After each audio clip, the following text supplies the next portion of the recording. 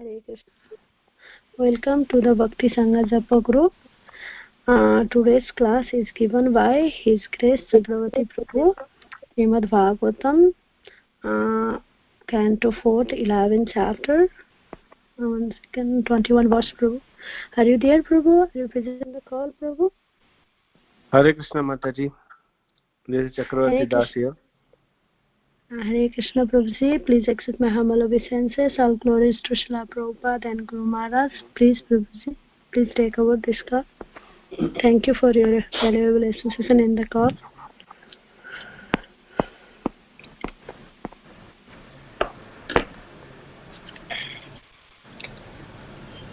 So we're reading from Srimad Bhagavatam, Canto 4, Chapter 11, chapter entitled Swayambhuva Manu Advises Dhruva Maharaj, verse number 21 onwards.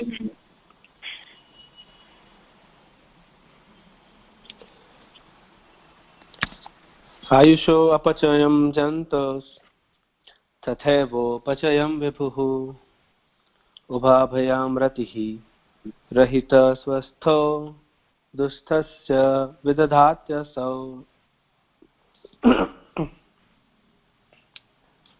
Translation and purport by His Divine Grace A.C. Bhaktivedanta Swami Srila Prabhupada. Translation. The Supreme Personality of Godhead, Vishnu, is all-powerful and He awards the results of one's fruitive activities.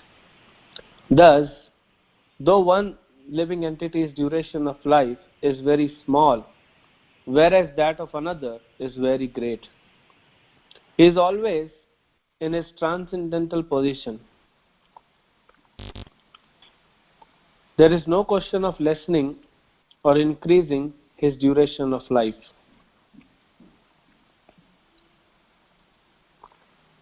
Purport.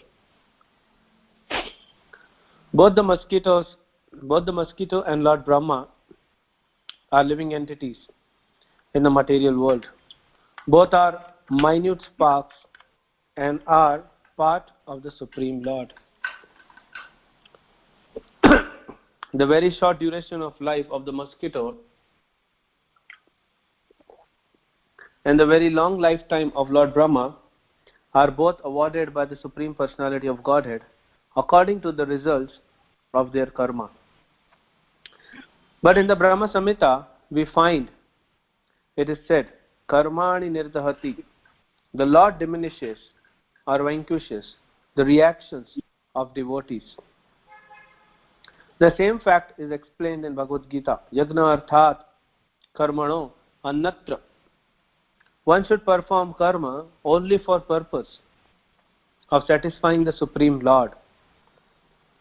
Otherwise one is bound by action and reaction of karma. Under the laws of karma, a living entity wanders within the universe under the rule of eternal time, and sometimes he becomes a mosquito and sometimes Lord Brahma. To a sane man, this business is not very fruitful. Bhagavad Gita gives a warning to the living entities.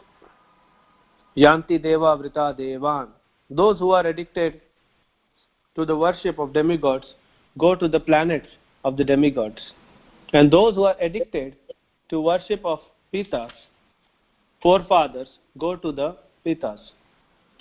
Those who are inclined to material activities remain in the material sphere. But persons who are engaged in devotional service reach the abode of the Supreme Personality of Godhead,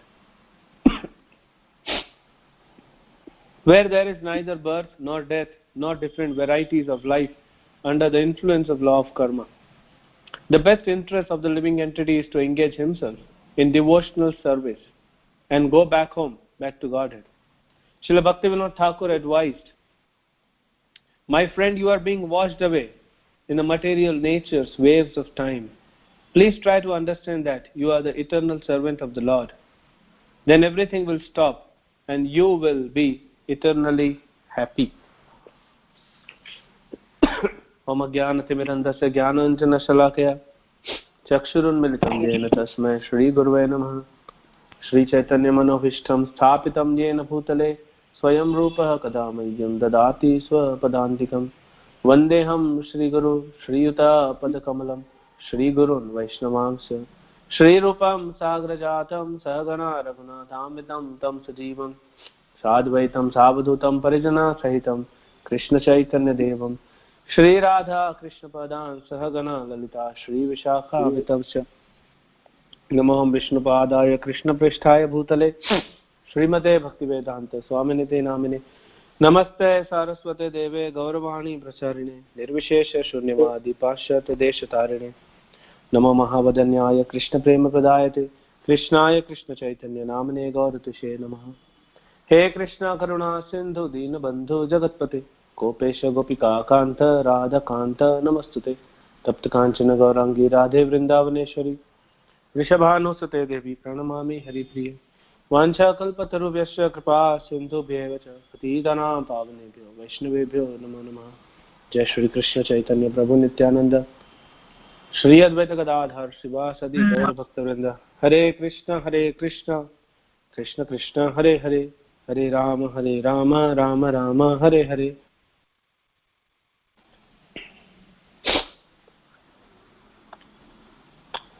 So my humble dandavats to all the devotees, and I would beg your apologies in between if my health is not good suddenly since morning, and unfortunately I'm a bedridden person today. So because of cold and all, so in between you may hear some coughing sounds. So please forgive me for that.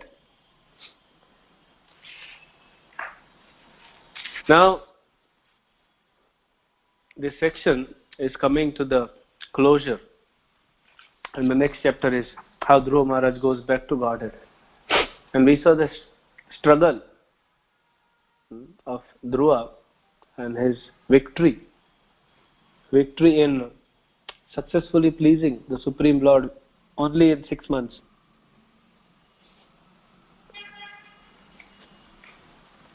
And then he was given the rule. He was given the kingdom to rule for 36,000 years.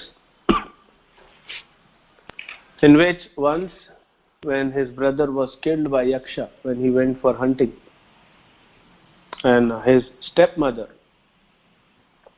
was burnt alive in the forest fire. And we have discussed that is because of the offense he committed at the lotus feet of Dhruva Maharaj. Even though Dhruva was not a devotee that time, when the stepmother of Dhruva committed offense towards Dhruva, Dhruva was not a devotee. He was an ordinary boy. But she had to pay the price because Dhruva became devotee later. So we should be very careful. That's why it is said that a Vaishnava is very careful in dealing with every living entity, not only devotees, but every single creature, because everyone is a child of the Supreme Lord. And how is a Vaishnava careful?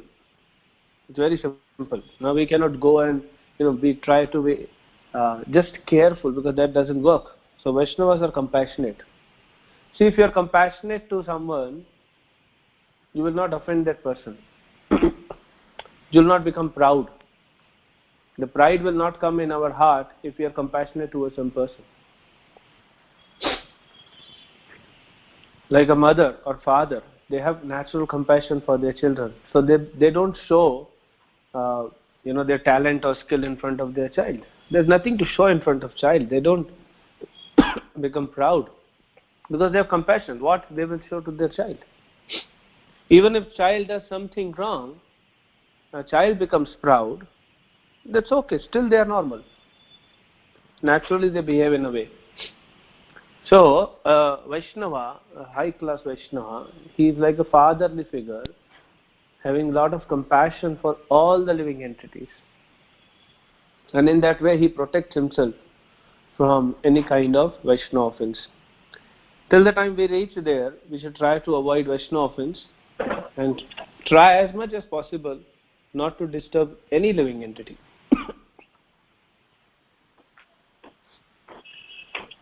Otherwise, somewhere or the other, even that living entity doesn't become devotee, the karma will definitely come.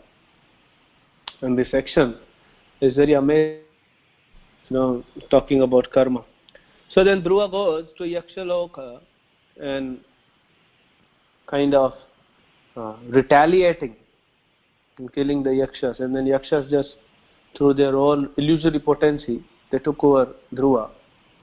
And the sages came to rescue of Dhruva, saying that you were a small child, 5-year-old child, and by mantra, by the holy name of the Lord, you conquered the Lord Ajita, who is unconquerable. He personally came in front of you. So now also, you just chant the holy name of Lord and see what the result will be. Then he chants this Narayanastra.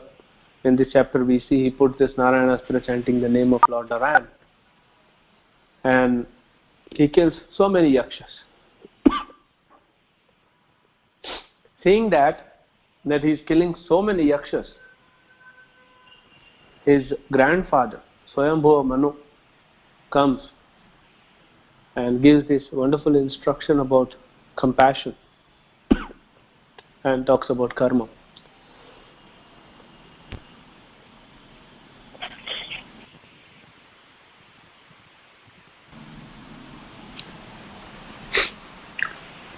So different instructions he gives,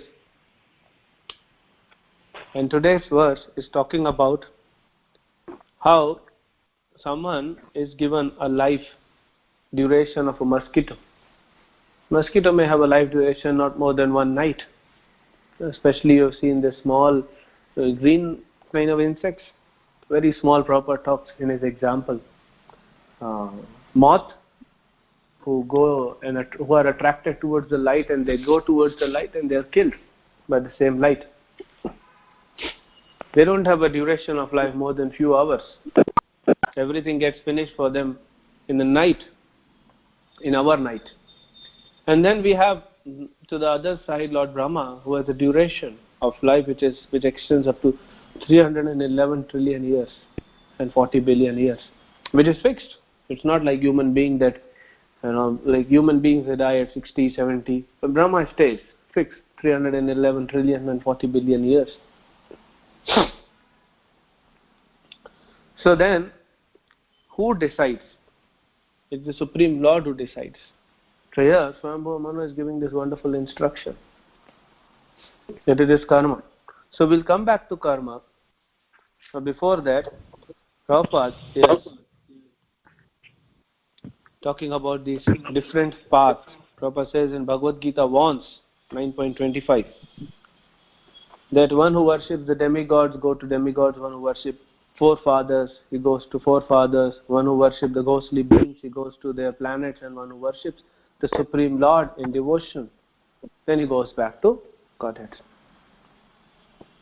It is amazing how there are many people who follow this philosophy which has no logical conclusion, that whatever path you follow, the result or the destination is same. You would have heard this, yatho mat tato pat. Whatever path you go, you will reach to the same destination. How is it possible? If from India, Prabhupada gives the example of railway. If I'm in Bombay and if I buy a ticket for North India to Delhi and board the train for Delhi, I will go to Delhi. If I buy a ticket for Chennai and sit in that train, then I go to Chennai, south of India. And if I want to go towards East India, then I'll go towards East India. How is that I'll buy any ticket and reach to the same destination? It's very illogical.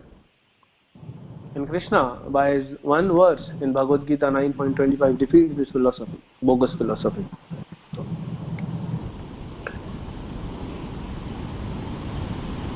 So everything is mentioned in Bhagavad Gita, still you see so many people bewildered. They come up with different philosophies. This is due to their envy towards the Supreme Lord. So in our life also, it's very simple. What we do, that will, whatever actions or whatever desires we have, that will develop eventually our consciousness. And whatever is our consciousness, that is the destination we will be given. So if Prabhupada has given the name to this society, International Society for Krishna Consciousness.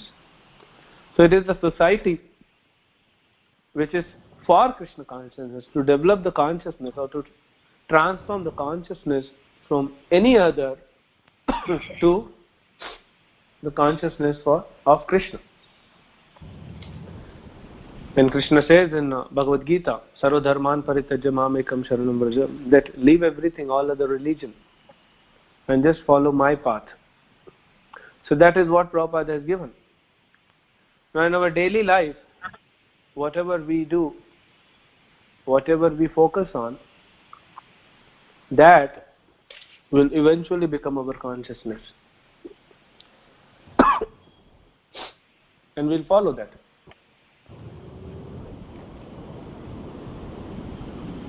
That's why if you see our chanting, many devotees say that, sometimes we sleep in chanting, our mind is wandering in chanting. That devotee should analyze how was the previous day. How was the previous day, or how was the previous few days. That will impact the chanting. The more we are thinking about Krishna and about the mission of Krishna, about the activities related to Krishna, the better will be our chanting next day. That's how it works. If you read Bhagavatam in the evening, or Krishna book, or you chant extra rounds for say half an hour to 1 hour and then sleep, it will have a different impact on your chanting. And that's why Srila Prabhupada gave this spiritual sandwich, Srila Prabhupada will call. The devotees have morning program from Mangalarati to Bhagavatam class. They take prasad, they go for their services. They come back in the evening, attend Gaura Arati, attend Bhagavad Gita class, take a glass of milk, read Krishna book. So next day, they will be Krishna conscious. And in the daytime, they can do their work. Now that time, there was hardly, devotees who were like congregation devotees. They were full-time devotees. They work for ISKCON only. So now we have congregation devotees, so they can do their work. But evening, if not entire evening program possible, but at least whatever we can do. So it is also that we have our own past karmas, and those karmas also have given us sanskaras. So sometimes we also come into this mode that even if I don't do, I can somehow chant and just go on. Yes, you can chant, but the quality of chanting, don't expect to be the better quality or a top class quality. So if I read Krishna book, or if I read Bhagavatam, or if I chant, or if I hear some spiritual classes and then sleep, that will have impact next day. So that is spiritual sandwich which Srila Prabhupada has given for all of us. It's very simple. Everyone should become, or everyone should analyze their own lifestyle and introspect how their sadhana is, how their japa is going on. Especially japa is the meter by which you can find out how is the consciousness going on. If one is able to smoothly chant, that is different consciousness, different level of bhakti. If one is struggling, then why is he struggling? So that will be decided by your activities. And especially, I don't have much authority to say this, but please forgive me. Especially after chanting of 16 rounds for like 10 years or more, sometimes we tend to become casual with bhakti. That's why I said I'm sorry. Please don't get offended with me. But it's a general tendency. The fire goes down. Even I see myself, when I chanted first round, when I was chanting first few rounds in my early days, when like I was chanting 2 rounds, 4 rounds, and now tend to become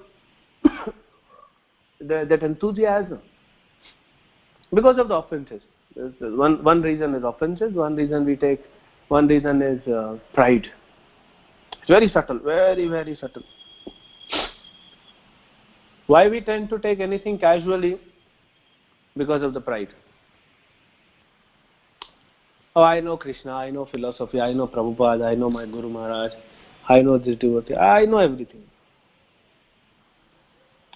One devotee said, I don't hear everyday Bhagavatam class, but the same thing is going on. It's like we are reading this chapter, 11th chapter of the 4th canto, Swayambhuva Manu advises Dhruva Maharaj. Now there are around 40 people who are attending this class. Someone will say, okay, once in a week I'll attend. Same thing, no? So that will show our consciousness. That is the reflection of our consciousness.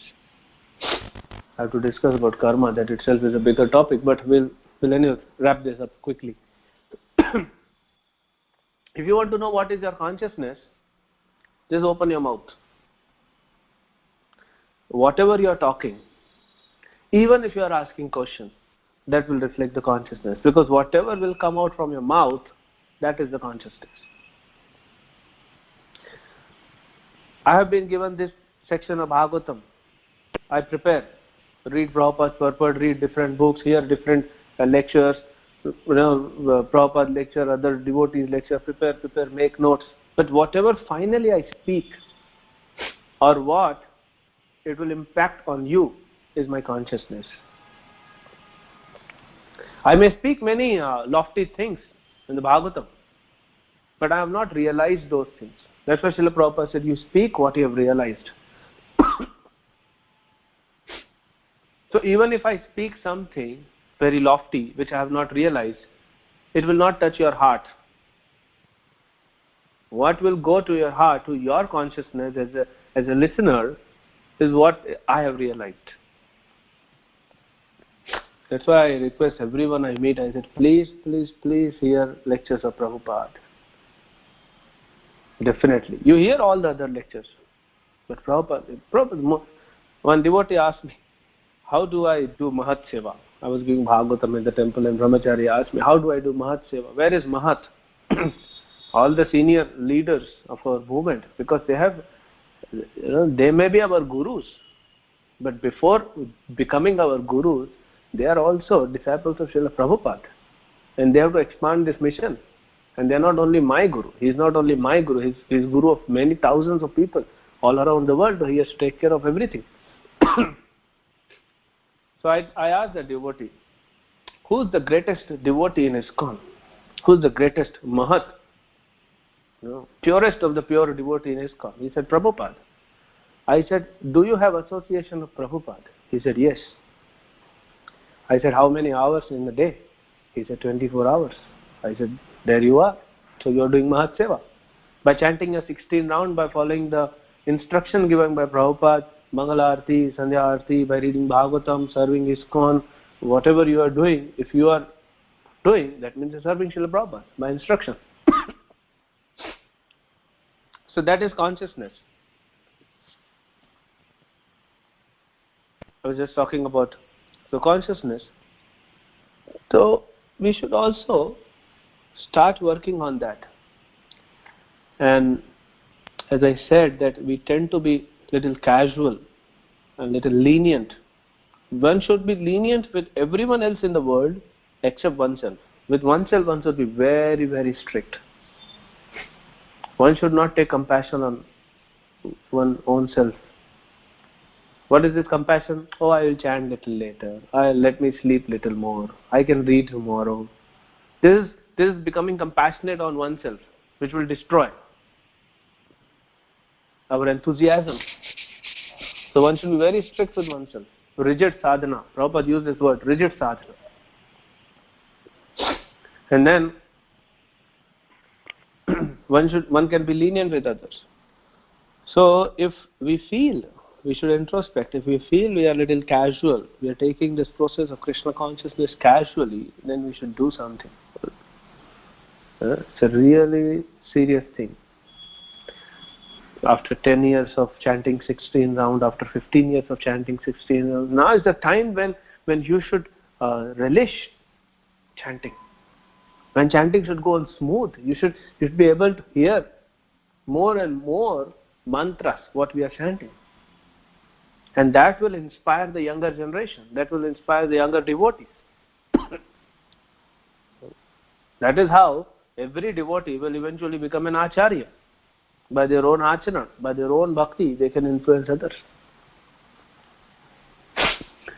In the early days of ISKCON, these devotees, with Vishnujan Maharaj and other devotees, when they go for kirtan, just by seeing these Prabhupada disciples in early days, the public in America, in Europe, in Australia, wherever they go, they'll be like so much inspired to follow them because of their enthusiasm. Now, if one is not relishing his chanting and speaks about chanting, it's very shallow, it's hollow.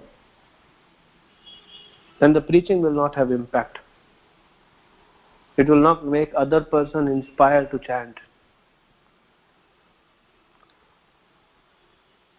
You may have something as your favorite sweet, like gulab jamun.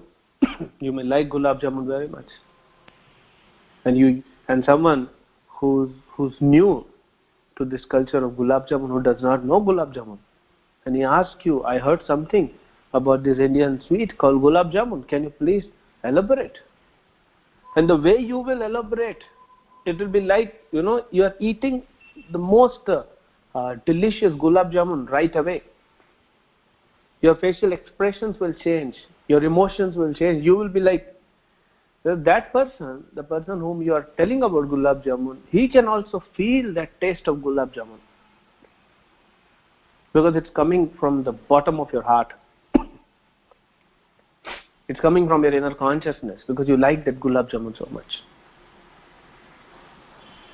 Now if you have not eaten something, or you have eaten sometimes something, another person will ask you, will just theoretically explain, which will not have impact much. That's why all these shlokas of Bhagavad Gita, see how this shloka is connected to our own sadhana. One who worship forefathers, go to forefather, one who worship demigod. So are we worshipping Krishna? How much are we worshipping? That will impact our next day's chanting, and eventually that will impact our course of, our path of bhakti and where we are heading. We should relish. So this is one thing. When I was reading the purport, I realized that it's a touch. And now coming to the most wonderful and amazing concept of karma. Krishna says in Bhagavad Gita, karmana gahana gati. This karma is very gahan, very confidential. It's so amazing and so confusing. No one can understand what is karma. Almost impossible to understand how this karma works. And Papa said you cannot understand what is happening with you. Now, right now I am like traveling to North India and the weather is freezing, especially people who are living in Bombay. Someone like coming from Mexico City to New York in this weather, something like that. So very cold for me. And now I'm afflicted with temperature, there is cough, there is cold, continuously sneezing, can't do anything, can't sleep also. Still, in front of you right now, I blamed the weather. You saw how it impacts. The intensity of blame was less. Because what we can do, it's weather.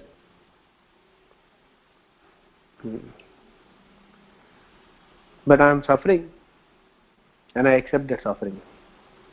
But if some amount of suffering, even the 10% of suffering what I'm undergoing right now, some other person gives, and especially some devotee gives me suffering, the intensity with which I will blame that person, and if he is a devotee, the intensity will go to the highest degree to blame that person, to blame that devotee.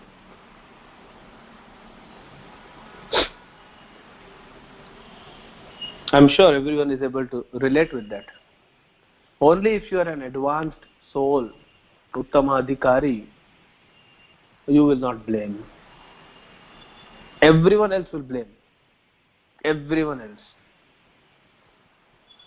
Rupa Goswami, in Nectar of Instruction, an amazing, small book, 11 verses, talks from the new sadhaka to the prema bhakti. We should regularly, again and again, try to read this book. Sorry. It's so wonderful. After every 2-3 months, 4 months, we should again revisit to that book. Just 1-2 sitting, you can, even one sitting, if you sit for a few hours, you can finish that book. Read that book completely. So, Rupa Goswami writes about the Kanishta Adhikari, then he gives the symptom of Kanishta Adhikari. Then he talks about Madhyama Adhikari. Then he gives the symptom of Madhyama Adhikari, different symptoms, how they behave, what to do. And then he talks about Uttama Adhikari. In Uttama Adhikari, he gives just one symptom only, Ninda Shunyam.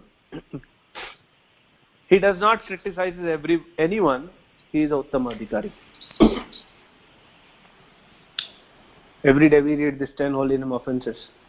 In the third canto, in many places, in the third canto I was reading yesterday, Srila Prabhupada says the greatest of all the offences is to offend a Vaishnava.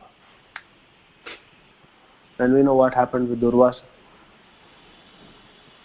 So, I was reading this section where these 4 Kumaras go to Vaikuntha and Jai Vijay stops them. No, that was all Krishna's plan. Otherwise, Jai Vijay are not the persons. They are Uttama Adhikari. They cannot offend devotees. That was Krishna's plan. So there Prabhupada writes, the greatest of all offences is to offend a devotee. So offending, criticizing, same thing. Blaming. So only when one reaches to the level of Uttama Adhikari, he will not blame. Now, I am not Uttama Adhikari, definitely. Below Kanishta. I should try to understand intellectually the philosophy, try to grasp and understand and try to apply. Means, at least I should not blame others. I was reading this section, it's very complicated because it's all about karma.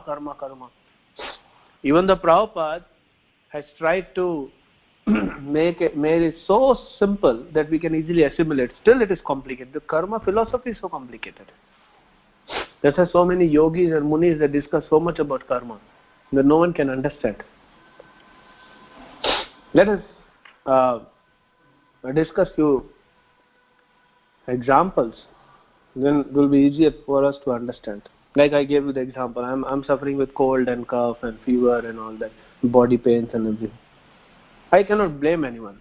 So I'm like kind of okay, happens, karma hai. If someone disturbs me, then I will blame him rather than saying it is my own karma. But everything is happening because of our own karma. One devotee went to Prabhupada and every time he was complaining about some or the other devotee. And Prabhupada here understood that every time this fellow complains, You would have seen some people always complaining. So Prabhupada, with a very firm voice, he told him, why are you angry on the result which is due to your own karma, your own actions? No one can harm us. No one can give any benefit to us. No one can harm us and no one can benefit us. It's all my karma. That's why in the 11th canto of Bhagavatam it is said, do not criticize any devotee, do not praise any devotee. It's amazing. Do not criticize, we understand. Do not praise also. Do not praise anyone. Why to praise anyone? It's just anyone in the Bhagavad Gita section, I think 2.56 or 2.57 somewhere, Krishna is telling that that you should not be elated in happiness and you should not be distressed in sorrow, and 2.55, and then 2.56 says that no one is giving you anything good, or no one is giving you anything bad. It's your own karma. If I come and give a gift to someone of you, you will say thank you. Well, that's not me. Why thanking me? That's your karma which is coming. And if I give you something which is not palatable, then you become angry. Why are you angry on me? So let us try to understand with this example. I think we have discussed, but sometimes, like you are in the hospital. Someone is in the hospital taking some treatment. In the morning, doctor comes and he sees the report. He sees the progress that patient is making in terms of his recovery from the disease. And then he writes something and just goes. Maybe talks a sentence or two with the patient and sees his nerves and all that. Write something on the, scribble something on the pad, and that is case history of the patient. Now the attendant or the nurse comes and sees that, what doctor has written. And accordingly, that patient is treated. Now, if the doctor writes that the patient should be given some, juice to drink, then they will serve him juice. Now, what juice that is? What is written? Doctor says, give him pineapple juice or give him orange juice. Or give him some bitter medicine. Or give him some solid food. Now he has recovered, give him some solid food. So we know this, we have experienced. Now this patient is lying, there's another patient also. And doctor went to him, scribbled something on his chart, and he is given something else. But there's a tendency to compare. Why the doctor is giving him this thing and giving to me? Can we blame to the doctor? Can we blame the nurse or the attendant? Can we blame the medicine? No. Doesn't make sense. Yes, the medicine is bitter. It's given to you because you are diseased. The attendant is just bringing that medicine to you. So then we may blame that, doctor has written. Doctor is my enemy. I am paying money to this hospital and they are giving me this treatment. Like if someone goes for a bypass surgery, it's very costly, expensive affair, bypass surgery. 24 hours before the surgery, you are not allowed to even drink water. What to talk about eating? Even you cannot drink water. So one devotee was admitted for a bypass surgery. And 24 hours, he cannot even drink water. And he said, I'm paying like lakhs of rupees. And they are not giving me one bottle of water. So why he was sharing his experience. He said, but whom to blame? Shall I blame to the hospital? Shall I blame to the doctors? Doesn't make a sense. There are only two reasons why things are happening. Actually, only one reason.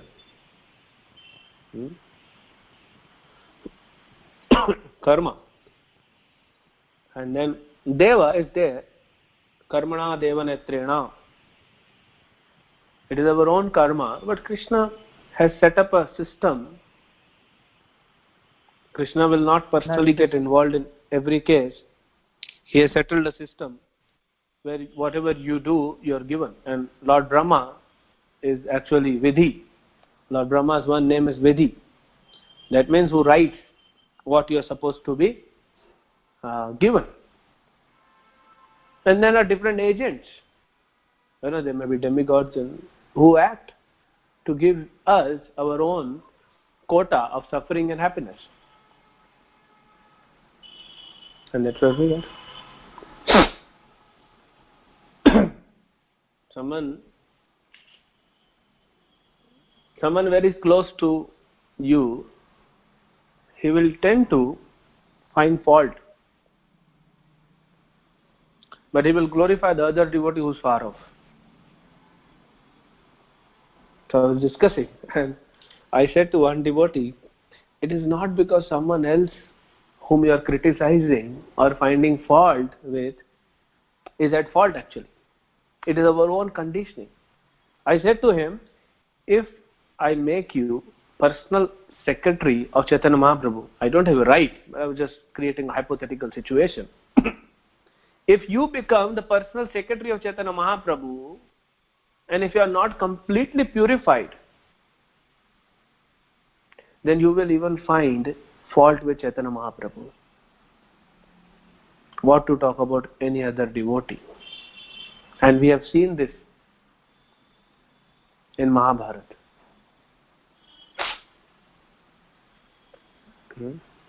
Personally, Duryodhana and Karna, how they are finding faults with Lord. They are seeing Lord face to face. What kind of fortune they have. Or we know this Sarvabhauma Bhattacharya's son-in-law, Amoga. He got purified by mercy of Chaitanya Mahaprabhu because he had relationship with Sarvabhauma Bhattacharya. But otherwise he was finding fault with Chaitanya Mahaprabhu. Kala Krishna Das, he left Chaitanya Mahaprabhu to go for sense gratification. Balabhadra Bhattacharya, who was another personal associate of Chaitanya Mahaprabhu, he was secretary of Chaitanya Mahaprabhu towards the North Indian tour, Vrindavan. And the local people are talking that, Krishna has come to Vrindavan in the Yamuna and he's kind of dancing on the hoods of Kalia. So Balabhadra Bhattacharya comes to Mahaprabhu. Mahaprabhu, everyone is going to see Krishna dancing on Kalia. Can I go and see?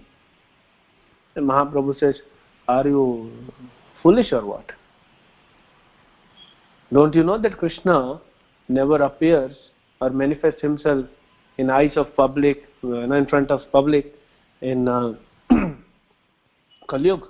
He only comes in Dwapar. Then again he says, no, but he has come, and Mahaprabhu slightly slapped him. So there is a tendency. Even though Balabhadra Bhattacharya is completely pure. But Shastras are teaching. When in Jharkhand forest, Mahaprabhu slapped this tiger sleeping on the path. So why are you sleeping and wasting your time? Get up and chant Hare Krishna. And he started. Balabhadra Bhattacharya was standing away fearful that I will be killed if I go to these animals. So it is not the other person, it is our own conditionings which will have impact, which is giving us sorrows and pleasure, misery or bliss. But we have a tendency to blame. It's a very deep rooted tendency to blame others. Only one who is spiritually very strong will not blame, and as we advance Now one who is spiritually weak, he will blame. One who is Uttama Adhikari, he will not blame. We have to come in between and try to understand and reduce that tendency to blame. I'll give you another example. Let us create a hypothetical situation.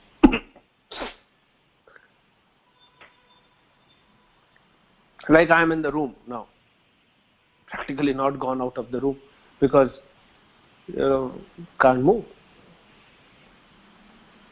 Now I am packed in one room, and suppose nobody else exists in this city or in the house.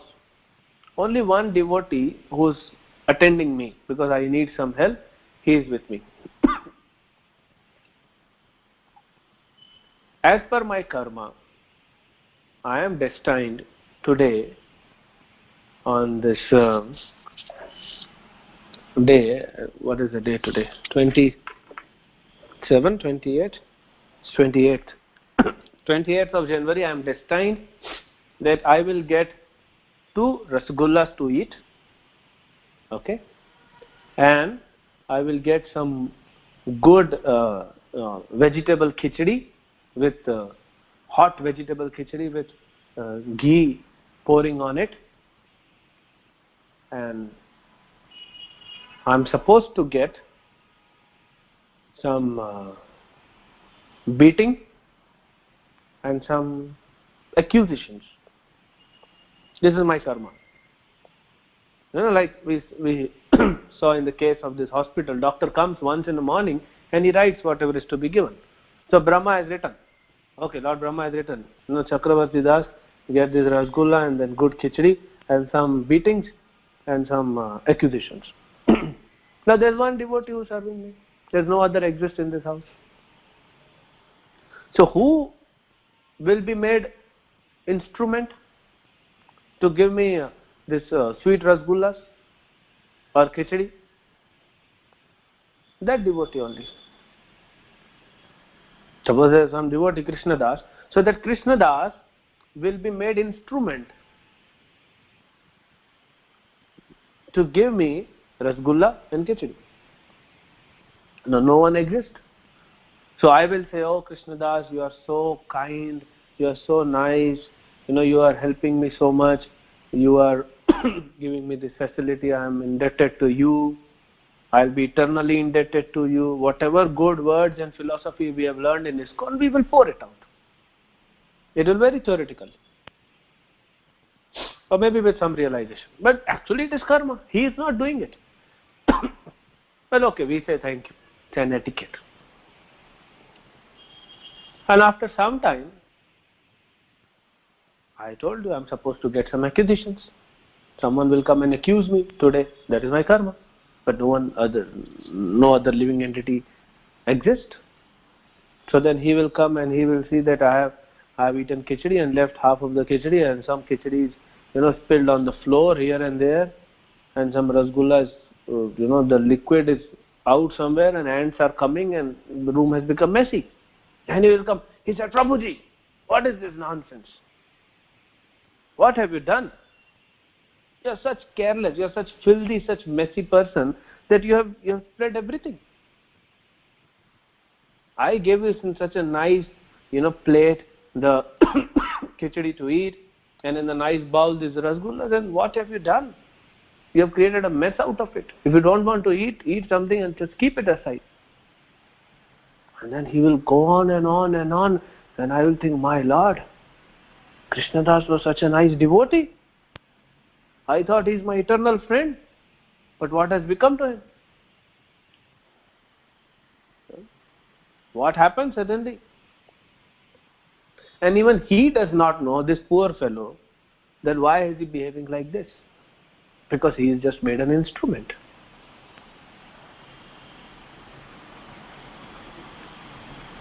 And then I am also being controlled, my body movements are controlled by demigods.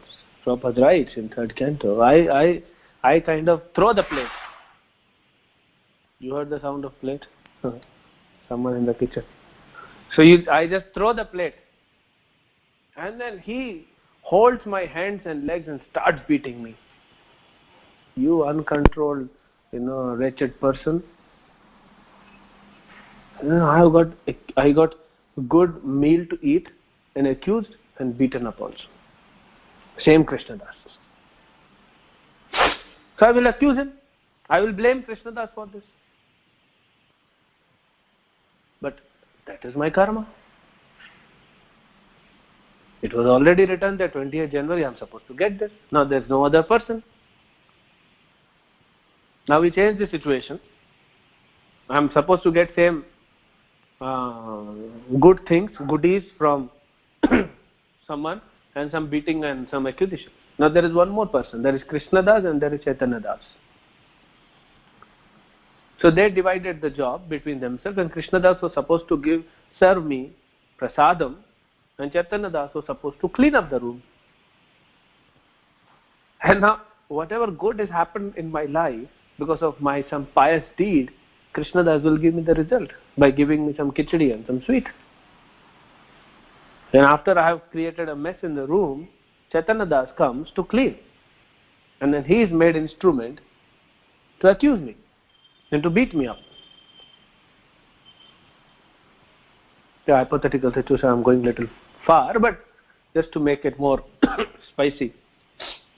Now what will I do? I will say, see, Krishnadas is such a nice devotee, and this Chaitanya-das is such a rascal. You see? Similarly, we are staying with few devotees or non-devotees in our house. And if you go out and you are working, you are mixing with other people. And you have a backlog of karma, which is good and bad. So the reactions, prarabdha, is due for 28th January. After hearing the Bhagavatam, this and this will happen with you in an entire day. So different people, different personalities, including the insects, including birds. You may go out and some birds will just fly over you and just, put some bird droppings or something on your clothes. That's also karma. You cannot blame the bird. You may meet, you are traveling by a local bus, and the bus conductor may behave very warmly with you, or he may be angry. And when bus conductor is angry, we think, oh, he has some bad mood. No, but it is your karma also. Because we meet many people, they give us good or bad karma, the reactions of our karma. But it is our own actions from previous lives or from this life which is bringing us this result.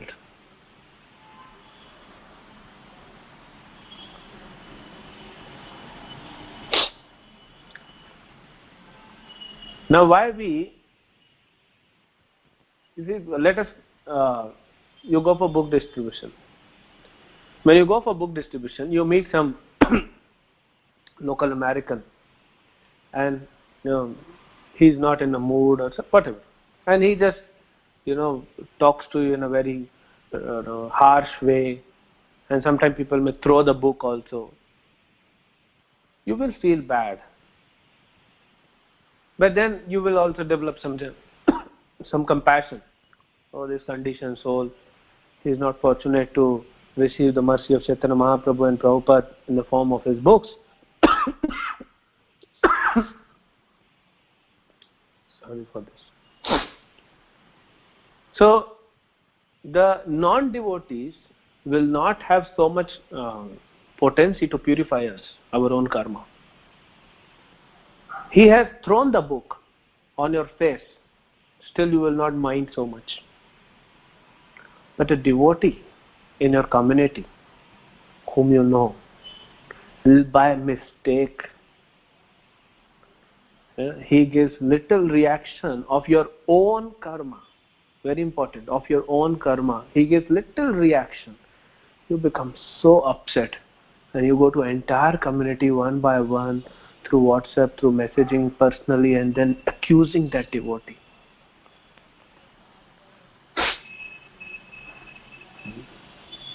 Because only a devotee can purify. See, outside person will beat you, you will not mind it. That time we become like, we are so compassionate like Lord Nityananda.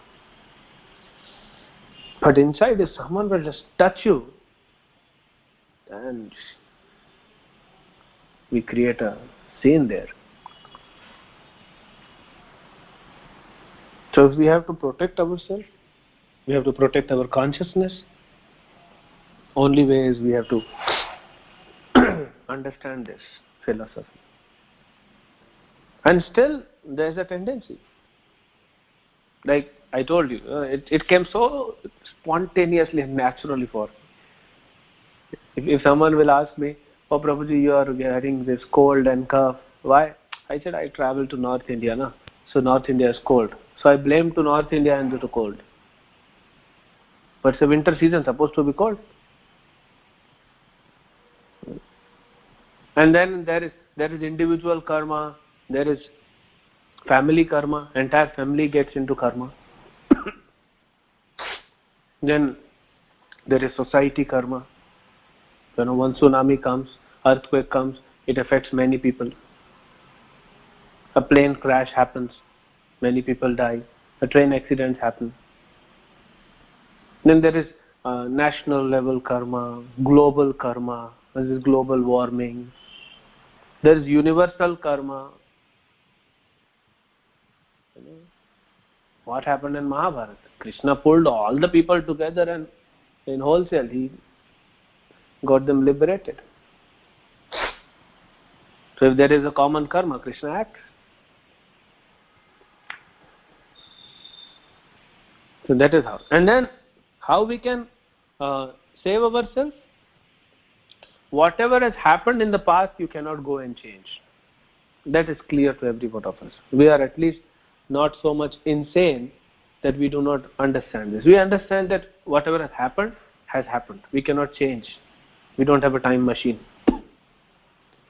But now, from this moment onwards, whatever will happen, whatever actions we perform, yes, those actions are also driven by material mode of nature. True. There are modes which are impacting our behavior. I agree. There is the previous karma phala which is acting on us. But still, we have free will. Like sometimes people, you go out and people are drunkard and they're completely drunk and abusing other people. So you may say, "Oh, see this person, completely in ignorance." Yes, he is in ignorance. The mode of ignorance is acting on him. But still that person has free will.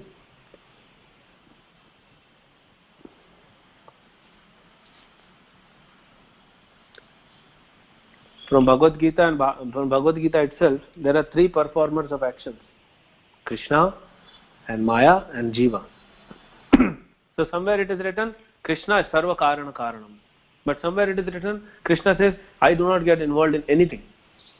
So Krishna is not the Karana. Then Maya is doing everything. But somewhere it is written, Maya is doing nothing. And sometimes it is mentioned, Jiva is doing everything. And sometimes Jiva cannot do anything. There is a mix. People say your philosophy is confusing. It's not confusing. It's in detail. Someone who is living in a joint family, he has his father and mother, and father's 3 elder brothers, and his elder brother's wife and their children, and 2 younger brothers, and 2 younger brothers' wife and their children, and then sisters, father's 4 sisters, and sisters' husbands, and their children, and the grandfather, grandmother, and then sister's husband, father, 4 husbands, 4 sisters, 4 husbands, 4 fathers, 4 mothers, and their children. Whoever has seen this joint family kind of thing in India, you see so many relatives. Is it confusing? No. You know everyone. So our philosophy is not confusing, it is in detail. So one thing we should remember, I'm sorry if I'm confusing all of you, that we have a free will to act. And that free will we can use depending on how our intelligence or our consciousness is. That is why we do sadhana bhakti, so that we can purify our consciousness.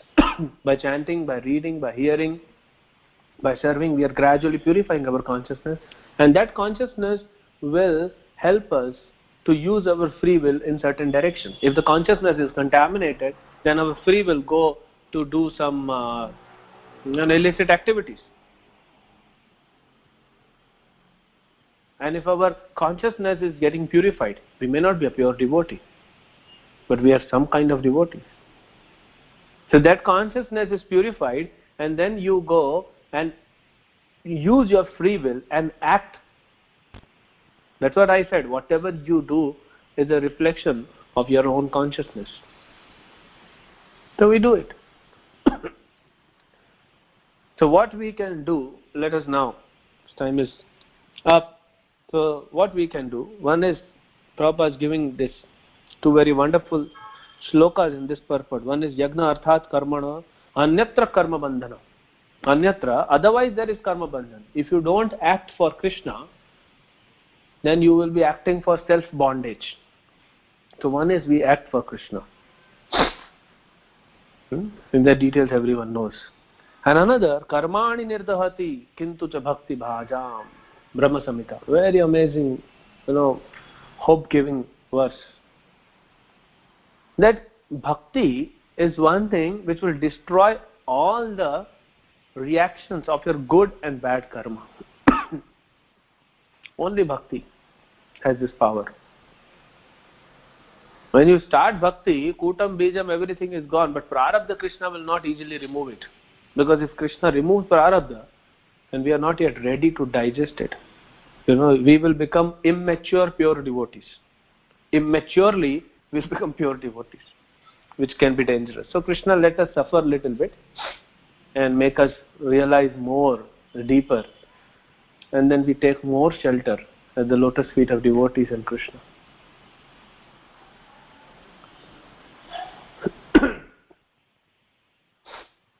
So one is we do yagna arthat karmano, that we should do our actions for the pleasure of Krishna, guided by Krishna. And for that we should know what is the guidance, which is coming from the instruction in Srimad Bhagavatam, Chaitanya Charitamrita, Bhagavad Gita and other literatures, NOD, NOI, other Prabhupada books. And then we hear other lectures.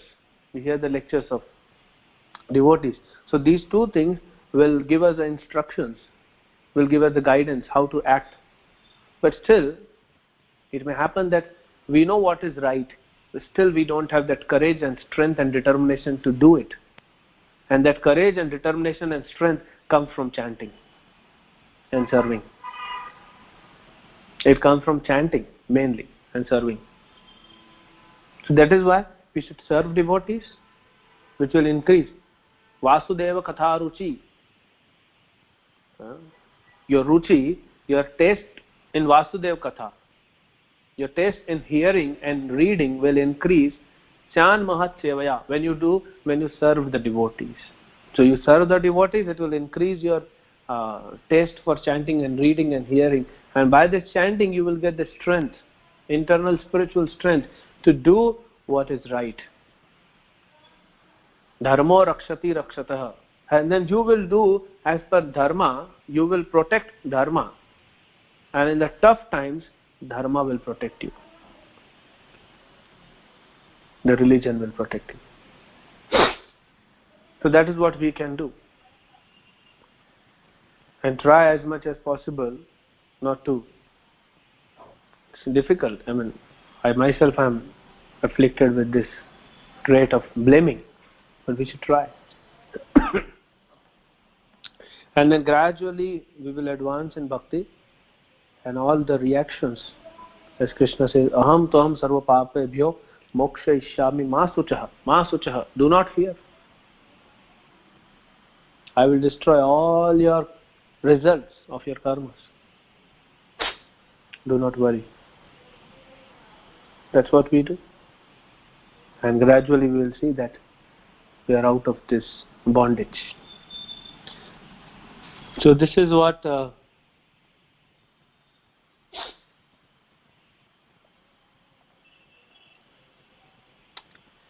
and the icing on the cake is wonderful statement by Bhaktivinoda Thakur, which Prabhupada writes in the purport. My friend, you are being washed away in material nature's waves of time. See, it's applied to us. Please try to understand that you are the eternal servant of the Lord. Then everything will stop. What will stop? This bondage, this cycle of birth and death, a cycle of pain and pleasure will stop, and you will be eternally happy. So that's what. It's a long topic. We don't have much time. So this is about karma. Whatever I could remember, I could tell.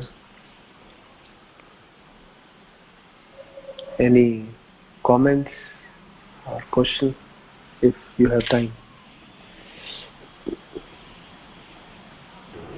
Hare Krishna Prabhuji, Danvat Pranam, all glory to Srila Prabhupada, all glory to Guru Maharaj. So it's a wonderful class, and like in the morning time and the beginning of the week, it just gives so much of realization that how you can calm down and then trust Krishna. But when you said Prabhuji, like it seems so easy to understand, but when we follow it, it's always that these all things which come up, whether it is anger or whatever reactions we are giving, sometimes it is out of always fear for losing something, fear of not getting something, or fear of what will happen. So this that fear, I think, like for me at least, I feel that fear becomes a main cause. So how to deal with that? We know we trust Krishna and He is the controller, and why to fear? But how to deal with that fear which is there in us, which gives rise to many wrong things going on in our mind?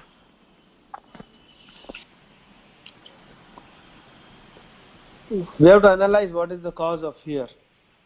And Bhagavatam has wonderfully analyzed for you. You don't have to worry. So Bhagavatam says in 11th canto, Dvitiya abhiniveshayat syat, bhayam dvitiya abhiniveshayat syat. Bhayam, the fear, is coming in our consciousness because we are putting or investing our consciousness in something else other than Krishna.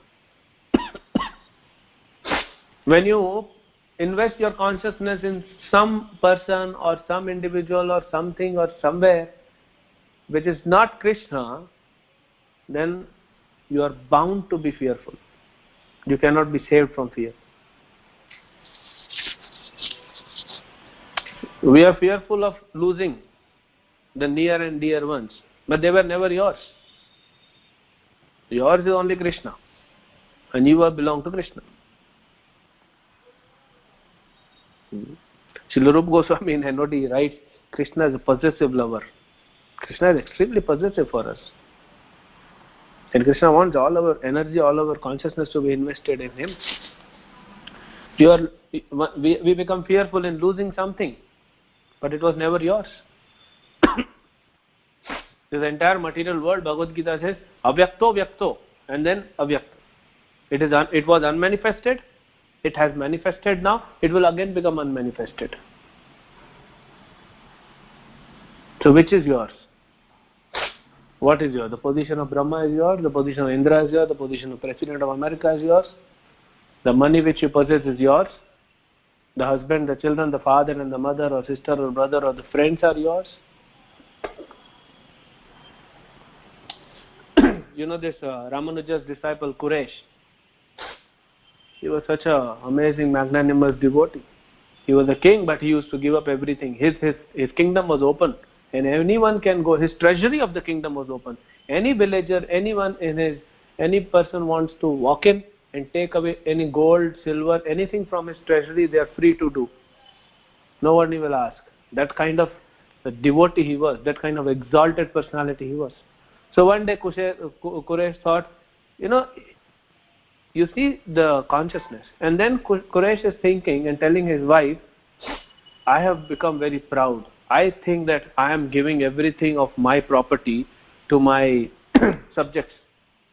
to the people in my kingdom. But who am I? It's Krishna who's giving them. So because of this pride, I think I should give up everything. And he left everything. And he said to his wife, we will leave right now in the night. We will walk. Don't take any jewelry. Don't take any money. Don't take anything with you. We'll just walk towards Srirangam. Quraysh was staying somewhere between Chennai and Kanchipuram, Tirupati, somewhere this area. And then he goes walking towards, he and his wife is walking towards Srirangam. And they go into the forest. And the wife was little fearful. And Quraysh could understand. And Quraysh asked his wife, have you brought anything with you? And she said, yes, my lord. And both are pure devotees. What have you brought? She said, one silver glass. So that whenever you are thirsty, I can bring some water from the river or the lake and offer it to you to drink. It's my duty as a wife to serve you. And Quraysh is kind of chastisingly speaks to his wife that why have you brought? And this is the reason for your fear. This is the reason for your fear. And then Quraysh takes the glass and throws away. And then both husband and wife chanting the holy name, they walk towards Srirangam. See, even this body is not ours. We are fearful. The biggest fear is fear of death. And little bigger fear than death is fear of losing the name and fame which we have earned. So neither the name is yours, the fame is yours, the glories are yours, neither the body is ours. I mean, it's a very raw form of our philosophy, but it's very harsh, but that's the reality. Whenever we consider, whenever the soul tries to consider anything in the creation his own, his fear will start of losing. That fear will come because you or anyone when we are anticipating the loss of any of our possessions, it may be material possession, it may be living entities, it may be anything, your name, fame, subtle, whatever possessions we have, when we anticipate that in future I may lose any of them, we will become fearful. And that is the bondage. Bhagavatam has analyzed it. Bhayam dvitiya abhiniveshayat. So, no need to worry. We will be fearful because we are not going to become pure devotees immediately after this class. But that fear can be dealt with philosophy and by taking more shelter of Krishna, by chanting and reading. And we can see other side, the flip side of this, that you are fearful. And what happens when we become fearful? We want to